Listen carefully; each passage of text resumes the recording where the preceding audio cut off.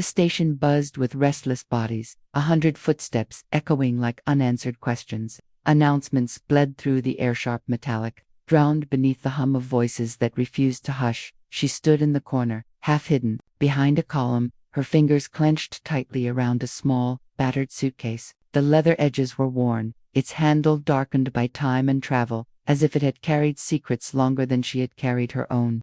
Her other hand trembled slightly, brushing against the red scarf looped around her wrist, knotted there not for warmth, but for memory. The scarf fluttered when the doors slid open, and a gust of wind swept through, lifting strands of her dark hair across her face. She did not brush them away. Her eyes were fixed, unblinking, searching the crowd that spilled in and out of the platforms. Strangers passed, carrying flowers, carrying briefcases, carrying lives she would never touch. Yet she was waiting for one silhouette, one shadow, to surface from the blur. Her breath caught as a man laughed loudly nearby, the sound cracking like glass in her chest. Not him, not yet.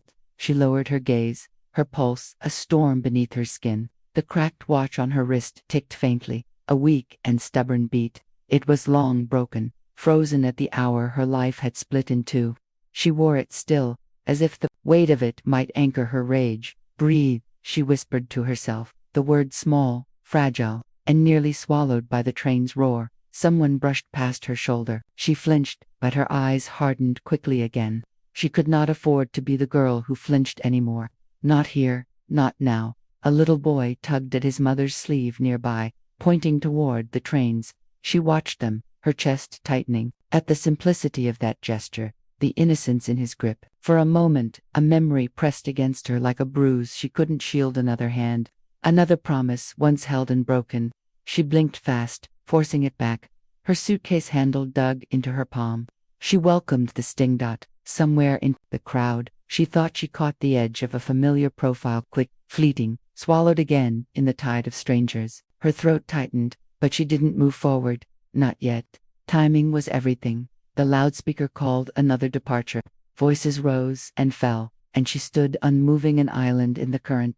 Inside her chest, grief and fury tangled into something unshakable. The red scarf lifted again in the wind, its end brushing her lips like a ghost's touch, and in the silence of her mind, a thought surfaced, clear and cold as steel. This time, I don't return for love. She did not smile. She only waited. The train shrieked as it slowed to a halt, metal grinding against metal, a sound that sent shivers crawling down her spine. She gripped the suitcase tighter, her knuckles pawing the weight of it heavier than what it truly held. Clothes, a notebook, a few photographs, that was all. Yet, when she looked at the scuffed leather, she remembered her father lifting the same bag into the trunk of a car years ago, laughing as though life would never end. One day, you'll carry this for your own journeys, he had told her, his voice warm, unbroken. She had been a child then, feet barely touching the ground from the seat where she swung them. She hadn't known that promises could expire. She hadn't known that bags could carry more than belongings. They could carry silence, loss, and the sharp edges of memory. The scarf tugged against her wrist, red against her pale skin, almost as if it breathed with her. She closed her eyes for a heartbeat and saw another day, laughter under an open sky. The scarf tied loosely around her shoulders, a gift, a vow. She swallowed hard, her throat tight, pulling herself back into the station's noise before the ache drowned her. Around her, life unfolded easily for others. A young woman threw herself into the arms of her waiting lover, spinning with joy. A tired father scooped up his child, their laughter cutting through the static announcements. She watched them, a hollow weight pressing in her chest. She wanted to feel nothing. Instead, she felt everything, and it burned. Money had been scarce these past months. Every meal counted, every coin stretched thin. Nights were long, her small apartment colder than the station's draft. Sometimes she wondered if revenge could truly feed her hunger, or if it would leave her emptier still. But the thought of walking away, of forgiving, was more unbearable than hunger itself. Her gaze drifted across the platform again, landing on a man standing not far from her. He was tall, coat buttoned neatly, hands tucked into his pockets. He was not watching the trains, nor the crowds rushing past. He was watching her, not with curiosity, but with a quietness that felt deliberate. His stillness unsettled her, like he knew something he should not. She looked away quickly, her pulse quickening, but she could still feel his eyes lingering. The scarf trembled again with the passing wind, brushing her fingers, reminding her she was not here to cower. She was here to finish what had begun years ago. The loudspeaker announced another departure. Families hugged tighter. Lovers kissed longer. Her breath caught as she stepped forward, suitcase dragging slightly across the floor. Then she stopped. A small, confused smile curved on her lips and planned, unfamiliar. Not for anyone, not for herself. She hesitated. And the silence between heartbeats stretched dangerously long. The clouds had begun to gather outside the station's glass panes, darkening the light until it felt as if the world itself held its breath. The first patter of rain traced against the windows, thin silver lines running downward, smudging the reflections of hurried travelers. She stood still, suitcase in hand, her eyes flickering once more to the man who had not stopped watching. At first glance, he was unremarkable. His shoes, however, told another story. Worn at the edges, the leather cracked, soles softening from years of walking distances no one else had noticed. She caught the brief flash of a photograph as he pulled a wallet from his pocket, hesitating before tucking it back in. The glimpse was enough, a blurred smile, a child's face perhaps, pressed between the folds like a wound he could not discard. Her chest tightened unexpectedly. For a fleeting second, she saw herself and him, two strangers carrying invisible mirrors, each reflecting scars the other almost recognized. The scarf around her wrist tugged again, restless in the station's growing draft. She pressed her palm against it, as though stilling it could still her own thoughts. This was not why she had returned. She had promised herself that nothing, not pity, not chance, would break her resolve, and yet the silence between her and the stranger felt louder than the announcements echoing above. A thunderclap cracked somewhere far beyond the city, its echo rumbling through the floor beneath her. She flinched before steadying her stance, realizing how deeply the storm mirrored the one pressing inside her ribs.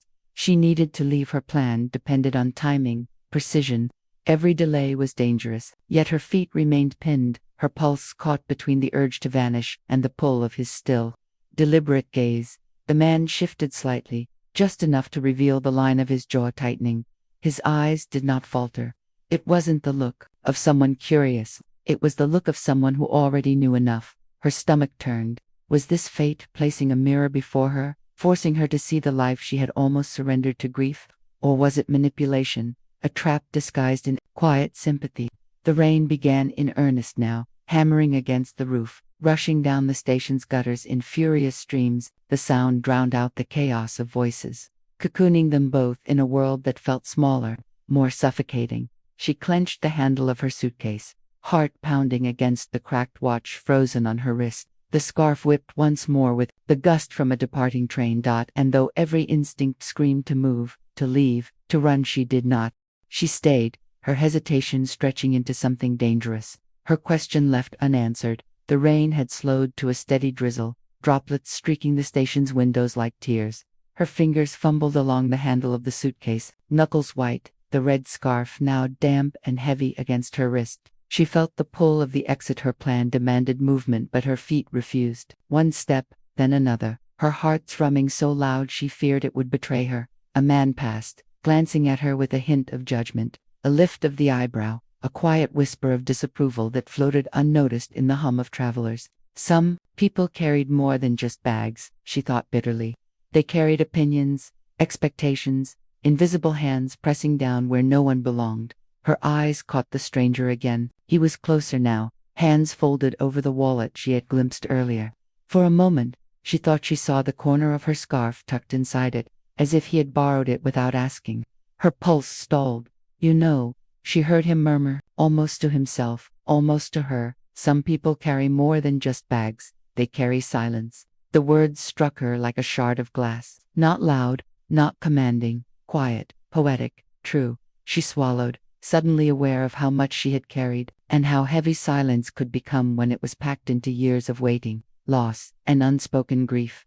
She began to step forward, toward the station's exit, her suitcase scraping the floor in a harsh, hollow sound. Then paused. Something inside her, a memory, a promise, a scar made her stop in place. She turned just enough to steal one last look at him. He wasn't moving, not even a gesture to call her back. Yet there was the faintest hint of the scarf between his fingers, a simple act, small, but monumental. It was not a handout. It was a reminder. The background buzzed with life: a mother nudging her child, a businessman tapping his watch, a student laughing over a text, but none of it touched them. They were two islands, holding in the rain-soaked station, a fragile bubble where time seemed to stretch and compress at once. Her hands shook. The suitcase felt impossibly heavy, but it was nothing compared to the weight pressing on her chest. Her eyes flickered to the cracked watch on her wrist. The frozen hour, mocking her indecision. The stranger's gaze remained steady, not pity, not expectation, simply observation.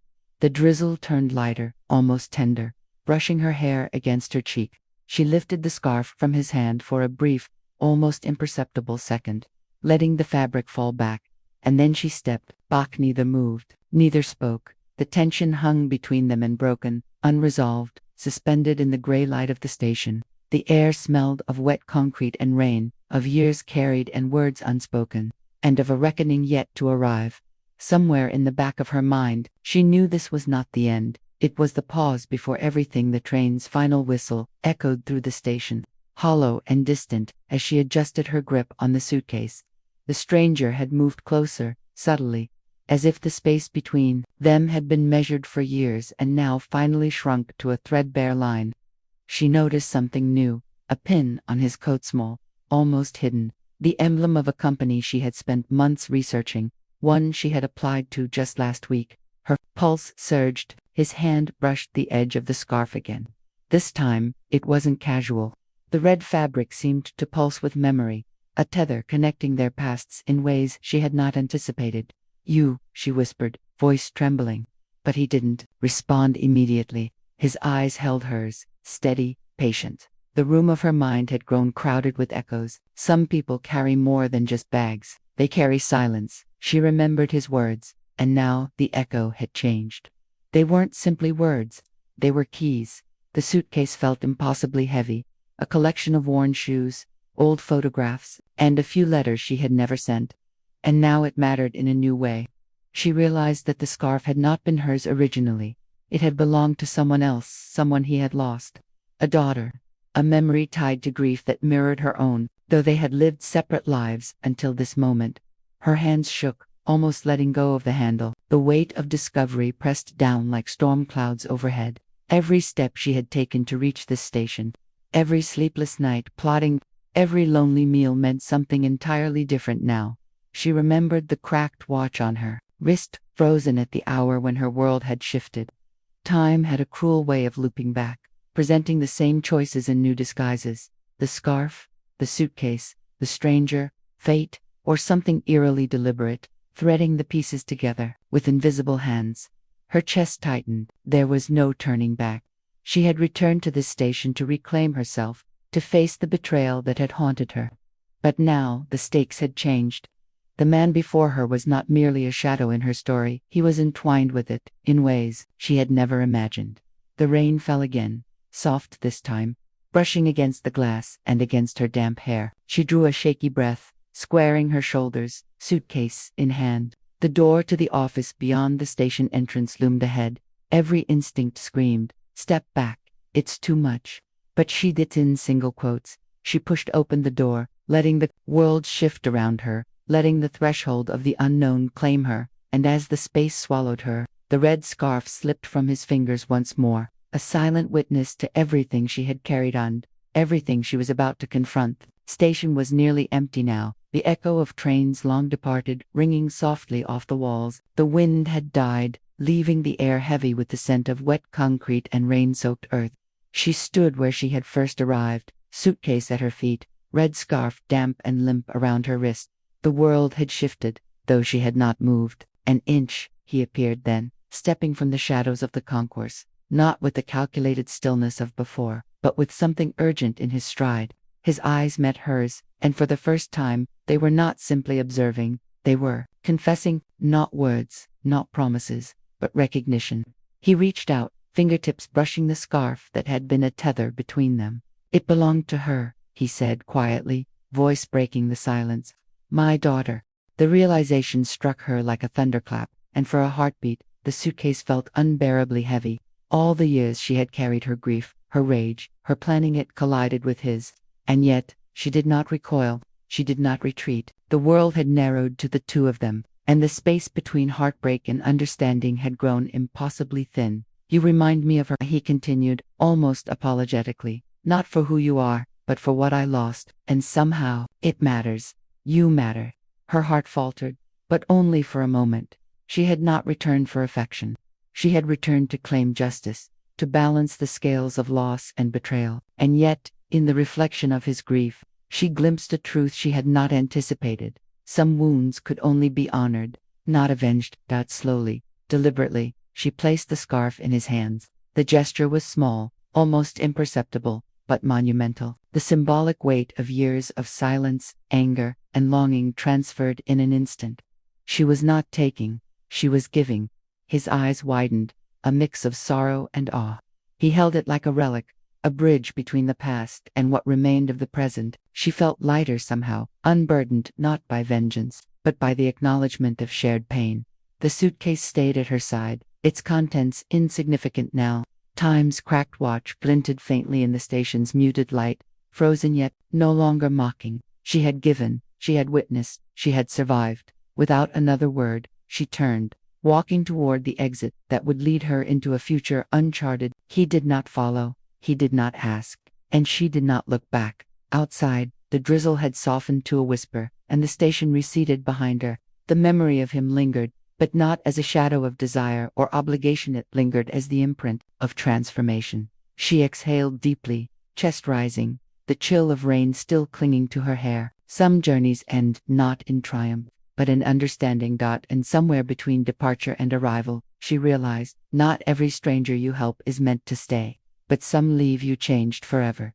She walked through the streets as the sun dipped low, painting the pavements gold and pink. The drizzle from earlier now just a memory clinging to her hair. Her suitcase had been left behind, a relic of journeys completed and burdens released. The scarf, red, familiar, and heavy with its own story, rested, folded in the drawer of her small apartment, catching the light that slipped through the half-open blinds. She did not touch it often, but its presence hummed quietly, a reminder that some connections endure even when paths diverge. The city moved around her, indifferent and alive. Families chattered over evening meals, a dog barked somewhere in a narrow alley, and a train whistle blew faintly in the distance.